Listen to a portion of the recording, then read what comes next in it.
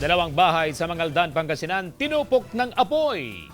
Para sa iba pang detalye, may live report ang aming partner, Jasmine Gabriel Galban. Partner!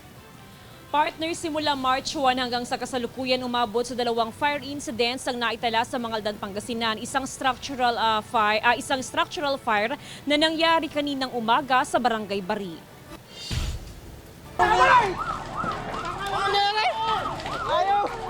Nabulabog ang mga residente kaninang umaga nang sumiklab ang sunog sa dalawang bahay na ito sa Barangay Bari, Mangaldan, Pangasinan. Mabilis ang pagkalat ng apoy, maging ang wiring sa kalsada nasunog na rin dahil sa taas ng apoy. Ang ilang kapitbahay kumuha ng balde ng tubig at tumulong para maapula ang sunog. Siguro po may nag-short circuit na gamit nila. Yun po yung pinagsimulan ng apoy. Buti pa po, nagising pa po ako eh. Nasa loob ka kanina? Opo. Okay, Tapos nung napansin ko pong may usok na po sa baba, binaba ko na po yung sa kanila. Maya-maya pa, dumating na ang BFP Mangaldan. Dali-daling binugahan ng tubig ang nasusunog na bahay. Mabilis din ang pagresponde ng Panda Volunteer Fire Brigade mula sa Dagupan City. Tumulong din ang BFP San Jacinto sa pag-apula ng sunog. Parang may amoy sunog doon sa loob ng bahay. So pumasok ako, pagsilip ko, maapoy na doon sa may taas ng aircon, doon sa may baba. Sabi ko may ground ata. Eh ngayon, di ko na ako, tumakbo kagad ako, kumuha ko ng tubig. Sinapos ko ng balde ng tubig, wala, hindi nakayanin. Kaya lang sa lumaki na, eh sabi ko, sumigaw na ako, sunog ka ako, tuwag dito, doon sa mga kapitbahay namin. Patuloy ang isinasagawang investigasyon ng otoridad sa nangyaring sunog.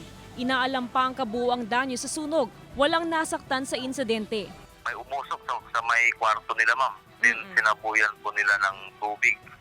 Hindi sila aware na electrical yun, kaya medyo lumaki.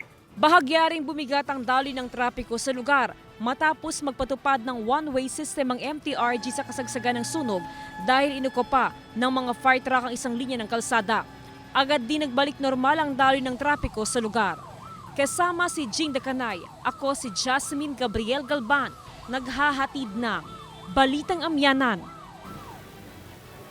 Partner, sa ating nagkuhang impormasyon mula sa BFP Pangasinan, lumalabas na mula January 1 hanggang sa kasalukuyan ay umabot na sa 116 ang naitalang fire incident sa buong probinsya, kabilang dyan yung mga structural fire, mga grass fire, ganun din yung mga vehicular fire incidents. Samantala, simula March 1 hanggang sa kasalukuyan ay umabot naman sa 32 ang fire incidents na naitala sa buong probinsya. Pinakahuli nga yun nangyari kaninang umaga sa may bahagi naman ng Mangaldan, Pangasinan. Pero kung ikukumpara umano yung fire incidents ngayong taon o ngayong buwan kumpara last month ay mas mababa pa rin daw yung naitala ngayong buwan ng March 2019. Samantala, partner, March 1 hanggang March 31 ay ginugunitan natin ang Fire Prevention Month. Ibig sabihin, sa ganitong mga buwan, kaliwat kanan yung mga isinasagawa na mga seminar and trainings na pinangunahan ng BFP sa mga estudyante, sa iba't ibang mga private companies and even sa mga LGU para at least mabigyan sila ng impormasyon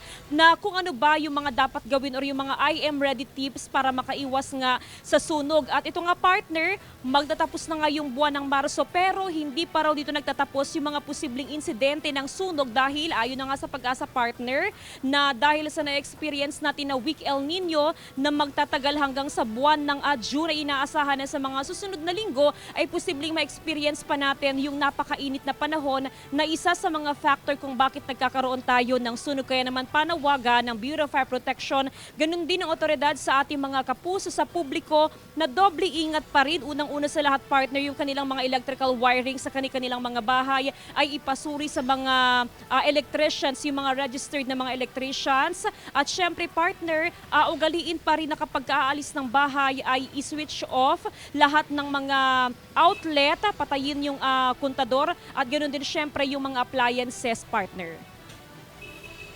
Maraming salamat, partner!